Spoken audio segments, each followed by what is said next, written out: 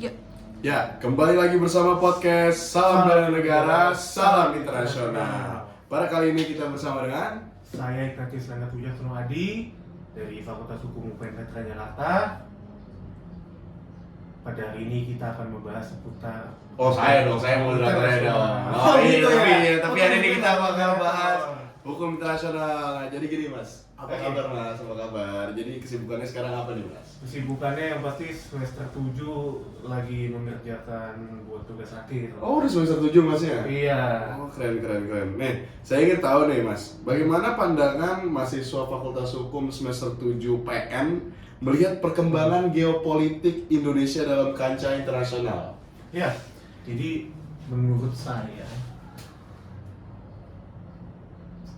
perkembangan geopolitik Indonesia itu sangatlah dipengaruhi oleh keterlibatan organisasi internasional.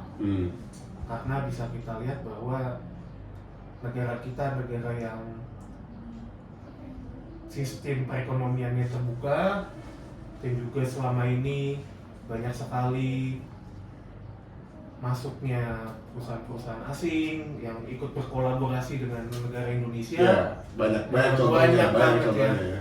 Kita banyak sekali melakukan liberalisasi, ya pasti perkembangan geopolitik negara sangat dipengaruhi juga oleh power negara kita di internasional. Tapi kita nggak liberal, kita non blok ya. Yes, Kita ideologi kita Pancasila loh, kayak liberal gitu ya.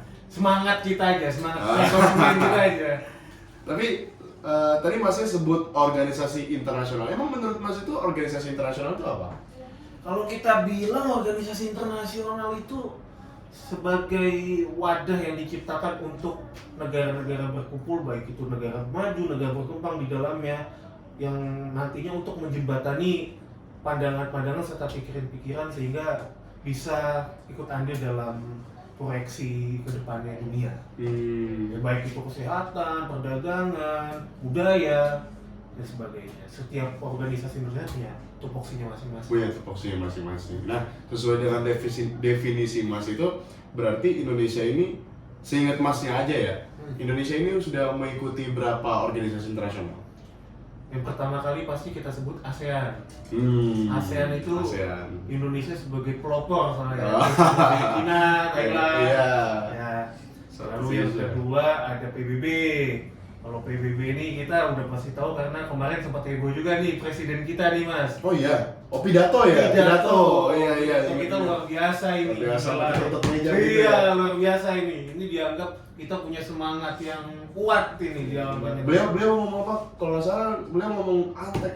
Wah, beda. itu beda. Oh beda. Itu pidato sebelum presiden. Oke. Iya. Lalu ada OPEC, ya, petroleum. Apa itu? Minyak. Oh, petroleum. Kita penghasil minyak, Mas. Oh iya, itu Nah, jelas. itu udah pasti ya. Sumber daya kita kaya dan itu harus bangga karena untuk masuk dalam OPEC harus ada spesifikasi negara tersebut minimal menghasilkan sekian juta barrel. Oh ada? Ada. Jadi nggak sembarang negara yang bisa ikut OPEC ini? Bisa ikut OPEC. Oke. Dan masih banyak organisasi lain yang Indonesia turut serta hadir di dalamnya. Nah, Indonesia kan turut serta nih. Apakah negara kita sebenarnya ini ada dampak nggak sih untuk masuk dalam organisasi internasional ini? Oke. Dampaknya udah pasti ada karena selain untuk kemajuan perdagangan, lalu juga kesehatan, seperti kemarin dunia itu dilanda oleh COVID-19, semua negara itu kan terkena dampaknya.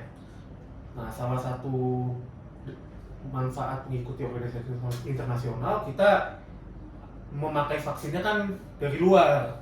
Vaksin yang kita terima itu kan dari luar, dan itu kan juga sebagai bentuk perjanjian juga dalam penggunaan vaksin itu. Karena negara kita belum bisa fully membuat vaksin pada saat itu, sehingga perlu ada kerjasama, dan kerjasama itu harus dari organisasi internasional awalnya. Lalu juga ada kasus, kita sempat digugat oleh Brazil waktu itu ya Mas ya? Oh iya? Iya, jadi Brazil ingin ekspor ayam ke kita, tapi kita karena mayoritas negara Islam ya, kita wajib ada sertifikasi halal. Oh iya. Halal itu. Tapi dianggap sama Brazil, kita National treatment ya? Yes, Oh national iya, treatment national itu treatment. Oke. pasti setiap mahasiswa fakultas hukum yang namanya national Inter. treatment itu inget. Inter. Oh, Inter ya. Inter, Inter ya. yang Inter Itu aja. kayaknya udah dengar terus itu. Iya. National treatment. Kebetulan saya juga dulu orang Inter juga. Wah, Iya. siap abangku. Iya begitu. Oh, iya, Jadi iya. dampaknya apa? Jadi organisasi internasional bisa menengahi dari negara-negara yang sedang bersengketa. Diharapkan ya jangan sampai ya berlarut-larut gitu loh, organisasi ini harus Nah. hadir. Oke. Berarti apakah Indonesia ini ada komitmen gak sih? Bagaimana Indonesia meningkatkan keterlibatannya dalam organisasi internasional? Jadi bisa kita tahu ya Mas bahwa kegiatan atau komitmen yang sudah dilakukan Indonesia itu bukan tanpa sebab tidak diatur. Jadi sudah ada peraturan presiden ya, Perpres nomor 30 tahun 2019 tentang keanggotaan serta kontribusi Indonesia pada organisasi internasional. Nah, keanggotaan Indonesia ini juga harus memiliki manfaat setiap bidangnya. Ya. Lalu kita tahu bahwa saat ini dari 2022 tercatat bahwa ada 825 orang Indonesia berada di PBB dengan 18 diantaranya menduduki jabatan strategis. Nah, kita kan harus bangga. Artinya Iya. Indonesia ya mereka bisa mewakili negara kita untuk bisa menyuarakan aspirasi dalam dunia internasional. Iya. Dan juga strategi ini tidak hanya diperkuat oleh adanya perwakilan negara Indonesia, kita juga proyeksi ke depannya itu dapat masuk ke dalam organisasi internasional lainnya. Contohnya adalah kita sedang dalam pencalonan Indonesia sebagai anggota tetap Dewan Keamanan PBB periode 2029 Oh, jadi sampai 2030. anggota tetap ya? Yes, pemilihannya itu dilakukan 2028. Lalu ada juga pencalonan sebagai anggota internasional Maritime Organization kategori C, periodenya 2026 sampai 2029. Kategori Southeast Asia. Iya. Oh, Pemilihannya dilakukan nanti nih Mas, Desember 2025. Iya, iya. Ya. Lalu ada juga UN Board Auditor, ITLOS, ILC, UNCITRAL dan sebagainya. Jadi Baik. proyeksi ke depannya itu Indonesia terus semakin berkomitmen dalam turut hadir dalam organisasi internasional. Dan juga pentingnya juga tidak hanya menggodok untuk perwakilan negara untuk tampil, tapi untuk generasi-generasi selanjutnya nih Mas. Betul. Yang pertama kita tahu kurikulum kita ini kan setiap beberapa tahun ada perubahan. Ada perubahan. Dan itu pastinya ada korelasinya karena diisi oleh pelajaran-pelajaran yang nantinya dipersiapkan untuk generasi kita untuk bisa tampil dalam kancah internasional. Lalu juga ada pertukaran pelajar.